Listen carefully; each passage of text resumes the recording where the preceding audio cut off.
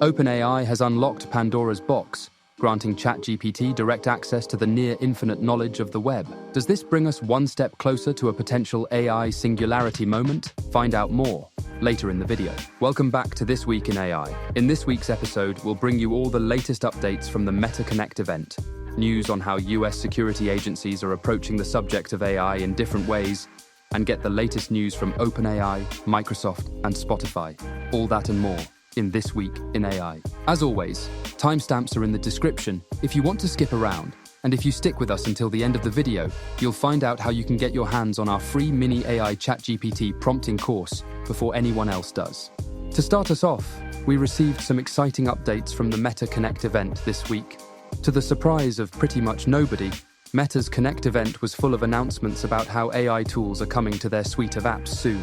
The main update was the introduction of the Meta AI Assistant. It's coming to WhatsApp, Messenger, and Instagram, and will include dozens of AI characters you can choose to interact with based on celebrities like Mr. Beast and Charli D'Amelio.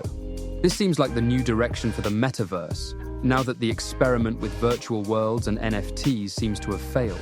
Mark Zuckerberg seems intent on augmenting reality instead of creating a new one, and this introduction of AI that impersonates celebrities and characters, with their permission of course, is the first step in this new direction. It'll be a general AI assistant, but will have some interesting and impressive features. Things like playing text-based choose-your-own-adventure games, with one shown using the Snoop Dogg character at the event. The other big feature will be generative. The Meta Assistant promises to be able to produce high-resolution images using text prompts, just like Dall-E and Midjourney. This puts Meta in a powerful position.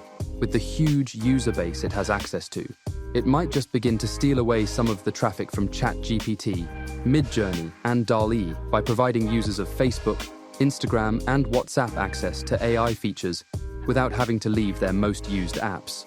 From early tests, it looks like there are plenty of safeguards built into the assistant to prevent anything that could hurt PR from sneaking through into chats. So we'll have to see how unbreakable it is when the public gets their hands on it. And that's not all. Meta also announced at the event that Facebook and Instagram creators will soon get access to some impressive new generative AI tools to boost their creativity on the platforms.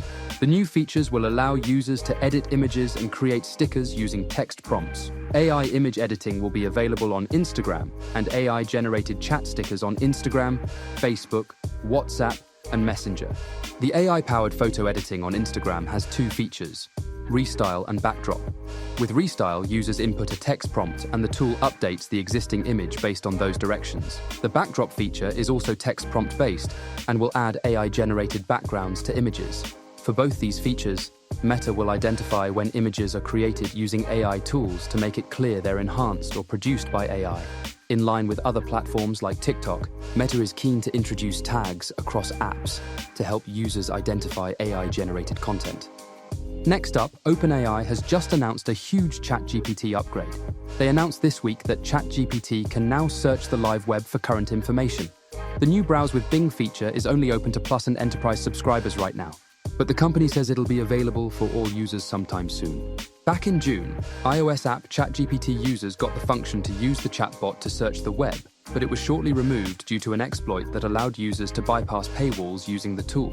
OpenAI's competitors like Microsoft's Bing Chat, Meta's new AI assistant, and Google's Bard can all search the web to get answers. So this is a big step as OpenAI looks to keep pace and make the most of its partnership with Microsoft. ChatGPT will now be able to use Bing to bring back live results from the web. What's more, you can click through links to cross-check the sources for validity, which is a huge improvement on the current model. ChatGPT isn't the only LLM that has received a boost this week, though. Google has announced a new feature for Bard, its AI chatbot this week. Bard can now use your personal Gmail inbox and docs files to inform its answers. With the new tool, you can ask Bard to find and summarize an email for you, or even go over a document you've stored in Google Drive and break it down for you, highlighting the important points. This could be a real time saver, replacing the need to scan through documents and emails to find that single piece of information you need to get a job done. Bard can then use this information to help you build summaries and charts, making the information presentable. There may be some doubts around privacy and data security by giving access to your email and documents, but Google says that this information won't reach Bard's public model, nor will it be seen by human reviewers. You can also opt out if it isn't for you, but with the use cases through the roof, I think this is one that most users will want to switch on. This week, we also found out that the NSA is launching an AI Security Centre. This move is an effort to address the increasing integration of AI in US defense and intelligence systems. The outgoing NSA director, Paul Nakasone, announced this initiative, emphasizing the importance of maintaining the US's AI advantage. This new center will be part of the NSA's Cybersecurity Collaboration Center, focusing on protecting the US against threats, particularly from China and Russia. Nakasone highlighted that there could be challenges in securing AI models from theft and sabotage, amongst other issues. The new department will work with US industry leaders, national labs, academia, and international partners. Timothy Horff is set to be Nakasone's successor as the leader of both the NSA and US Cyber Command. And with this new responsibility, it's a vital role for the future when it comes to how the US uses AI in its national security agenda. The NSA isn't the only US security agency in our report this week either. The CIA is also in the AI news this week. They're set to introduce an AI-powered program that'll enhance analysts' access to online intelligence. The CIA's Open Source Enterprise division aims to provide this tool to other intelligence agencies soon, too. Randy Nixon, the division's director, highlighted the challenge of finding crucial information amid an overwhelming volume of data. This initiative is part of a broader US government effort to leverage AI capabilities and compete with China, which aims to lead in the field by 2030. The new tool will enable users to trace the original source of the information they're examining. Nixon also mentioned the inclusion of a chat feature to facilitate faster intelligence distribution and interaction with the AI system for getting sourced answers. The Open Source Division manages intelligence gleaned from publicly and commercially available sources, such as the web, so it makes sense to use the power of AI to improve accuracy and efficiency in intelligence gathering. Speaking of security, how do you fight AI impersonating you online? There have been high-profile cases this year, with musicians taking action against AI users who have taken their voice and likeness to create AI-generated content. The biggest one of these was the Drake and The Weeknd track that dropped a few months ago, which turned out to have nothing to do with either artist. The track was a deep fake. Their voices had been synthesized using generative AI, and the pair weren't happy about it, not even willing to consider receiving royalties. The track eventually had to be taken down, but not before it went viral.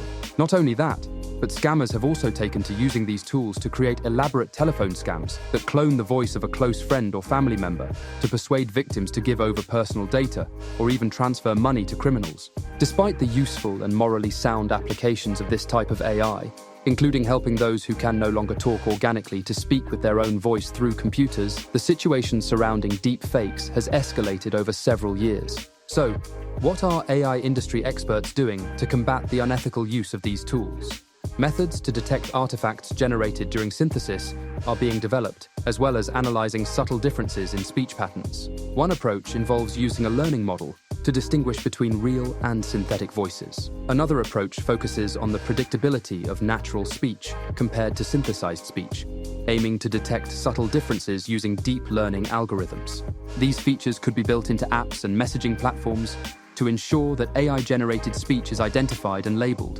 Another possible method would be to force watermarks and labels on content generated by the tools at source, preventing unethical use of the content. It's, of course, important to stay vigilant and protect yourself from potential scams, so ensure you always consider whether or not something sounds human before you believe it, and stay safe out there. This week, we also learned how AI is about to transform the way we enjoy our favorite podcasts. Spotify has announced a new feature that'll use AI to generate automatic transcripts for podcasts on the platform.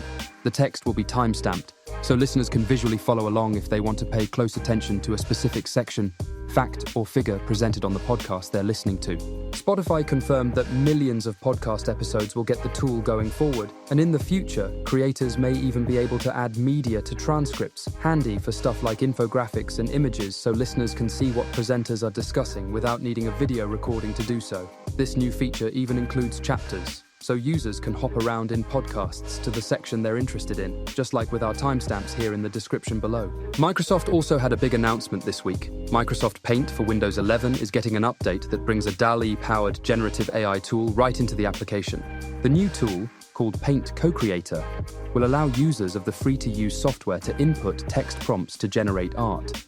Users can also select from style options, and the AI will generate 3 different versions for them to choose from. Once generated, users can edit the image manually if they wish before saving, including the layers function, something brand new to Paint. The tool is available now to Windows Insider users, but will roll out to everyone in just a few weeks. I can't wait to see what people create. Finally, we got news this week on former Apple Chief Design Officer Jony Ive and OpenAI's new partnership. The aim is to create the iPhone of AI. They aren't talking about an actual phone, but a product that was as monumental as the iPhone, which launched back in 2007. The iPhone changed the way mobile devices looked across the board, with the modern touchscreen design we see in almost every new phone today, a result of Apple's bold play all those years ago. Now, OpenAI, seeking to remain the market leader in AI, has partnered with Jony Ive, a key player in the iPhone's success at Apple, and is looking to create a device with the sole purpose of improving the way we interact with AI. What's more, the project has received a huge $1 billion of funding from SoftBank CEO Masayoshi Son. Ive has previously mentioned concerns about how much of our time is spent looking at screens, despite being a huge part of the touchscreen smartphone revolution, so it's highly possible that this new venture would include a device less reliant on screens to function. Thank you for watching this week's episode. If you stuck until the end and are hungry for more, we've got good news for you. We're about to launch a brand new AI newsletter, which will cover all the new and exciting things happening in AI, highlighting the latest tools and plugins we hear about. As an additional bonus for our initial subscribers, we'll throw in early access to a 5-part mini AI chatbot prompting course. We've been using AI since before it came out to the public, and have learned through trial and error the most effective ways to prompt. By using our methods and secrets, you can become up to 32 times more effective at prompting and getting the result you want every time. Check out the link in the description for more information. Remember, we're your #1 source for all things AI, so make sure you subscribe to stay up to date. Let us know in the comments what amazing things you did with AI tools this week. And if you liked the video, make sure you drop us a like. Thanks for watching.